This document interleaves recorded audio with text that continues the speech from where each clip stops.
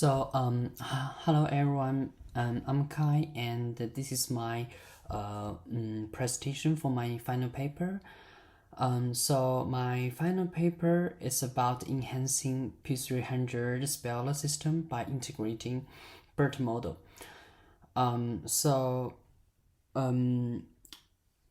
overall goal of my project is to conduct some data analysis over EEG data and also try to encode the time sequence data, and then using a machine learning classifier to perform the classification part.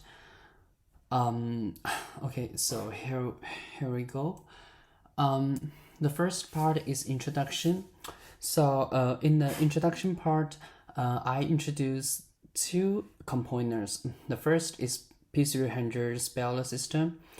P300 is an interactive BCI system which represents users with characters and then collect and process data from users' response. So basically, given the characters on the screen, the EEG device will collect and process the data from users' response.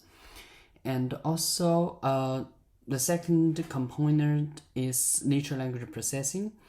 NLP is a subtext of artificial intelligence, and which aims to make machine understand and process natural language text. The reason and the goal of taking this course of mine is to explore the potential collaboration in the intersection of BCI and natural language processing.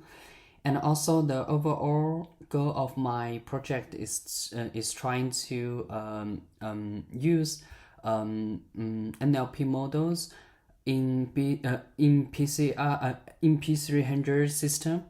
So the next part is related work. Several work have been no, it's not several. It's a lot of work have been done in this intersection. But basically, researchers are focusing on two main tasks. The first is word completion. This task is basically like one EEG device get and process the EEG data from the device, and the NLP model will generate the next letter or words based on the previous detected ones, and also the state of the signal data. And the second part is classification. Since EEG data contains information from spatial and the time sequences, the classification module of a P300 system needs to consider the spatial and time information. Basically, the LSTM and the models like CN will be applied in this classification task. Okay, so next is my experiments part.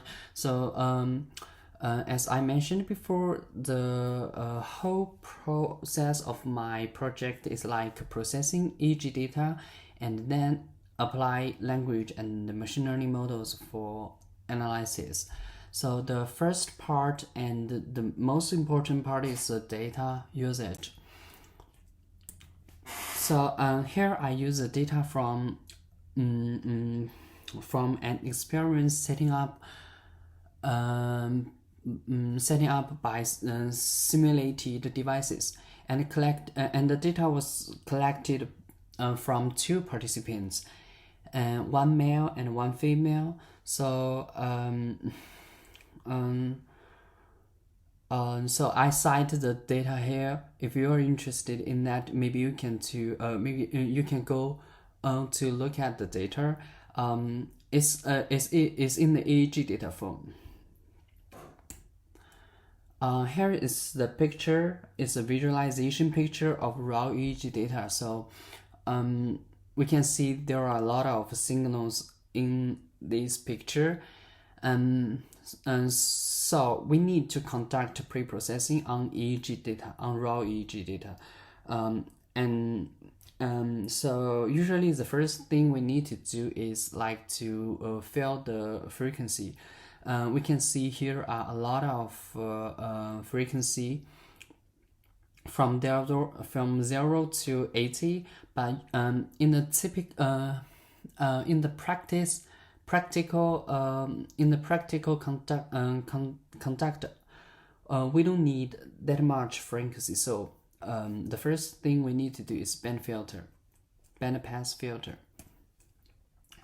Usually EEG data preprocessing contains 4 steps. The first is band pass filtering, and the second one is epoching, which aims to convert EEG data into like time series format. And then the third is independent components analysis, which is an algorithm for clean the data. Yeah, we can divide the data into several segments and then selected the better ones and remove them. And the last one is evoking. By performing evoking on the EEG data, we can see the trends of the data, and also we can make sure if this EEG recording is a good one or not. So the first step after bandpass, we can see as I mentioned before, we don't need every frequency. So by using bandpass filtering, we can see here the frequency of from 40 to 50 has been removed. And next step is epoching. Epoching aims to convert EEG data into time log events form. So here is a picture of epochs. And the next one is independent, is ICA part. ICA part, more specifically, ICA part separate multivariate signal into additive subcomponents. And also, so in EEG scenario, applying ICI can convert EEG into segments, and then by the manual selection, and also based on the researchers' knowledge background, some bad segments can be removed. So in my data processing part, we can see 27 individual components are separated from ICA. So during the 27 individual components, we can simply see 2 bad ones. So the first one is the ICA 0, and the second one is the ICA 18. If we go look at the epoch variance, we can see the 0 and the 18 are like are very even. It's like an outlier among the data part. Now we move to the last step of cleaning EEG data, is evoking. And so usually when we perform evoking, we need to separate data into target ones and non-target ones. So here we can see the trends of target data and non-target is not the same. and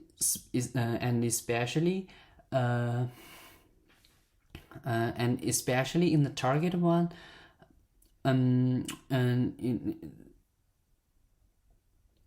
it's not even in the non-target one. So from the theory of paper, we can decide then this EEG recording is not a good one, since the non-target trends is different from the target trends. After cleaning the raw EEG recording data, due to the lack of professional knowledge and the time limitation, so even in this step, I know this EEG data is not a good recording. I still need to perform like the language model encoding and the classification on this EEG data. So the next part is about this. But since this data is not so clean enough, and also it's not a good recording, so the results of my classification basically means nothing. But I think this is a good sense of how to like encode and classification based on the cleaning EEG data. So when we get the epoch format from like the time series format of EEG data, we can separate the events and features from the time series data.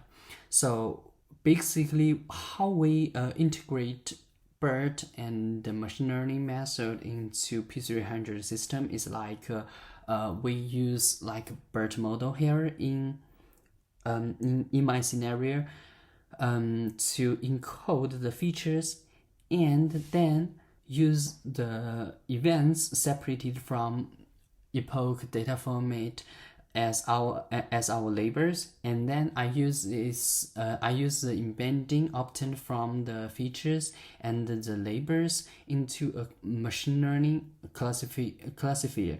So here I tried two classifier. One is logistic regression and one is support vector machine, and here are the results.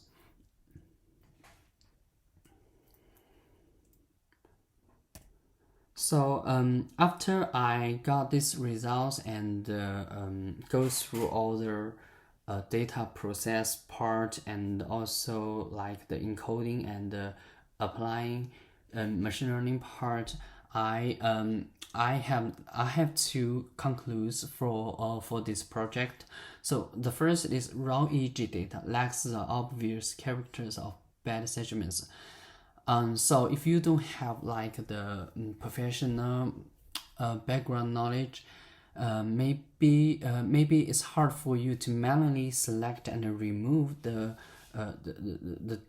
dirty part of the EEG data, and also and the second one is also about the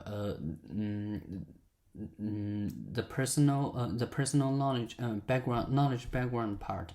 So manually selection is very important, I would say, since if you can't select all you selected the segments wrong, you will get a totally different results by applying like classification or whatever machine learning methods. So here are also some limitations of my project, which I think I can dig further in the future. The first is my lack of background knowledge, and also the second one is a lack of experience in EEG data processing. So if I'm familiar with EEG data processing, maybe I can have a sense how this EEG data will perform in the next step. So, but in my scenario, when I found this EEG data is not a good recording, I don't have enough time and efforts to do extra experiments. So I need to continue my encoding and classification part. But I would say it will be better if you got a good EEG data, and then try to be more carefully about the encoding part. Maybe the classification results will be better. And the third one is my data for this project is only contains like 2 participants and simulated by Python library. So maybe we need more precise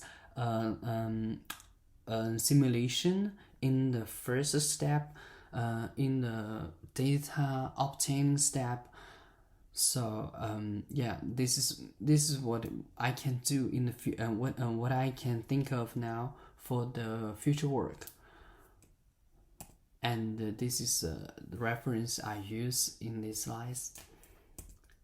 Thanks for listening.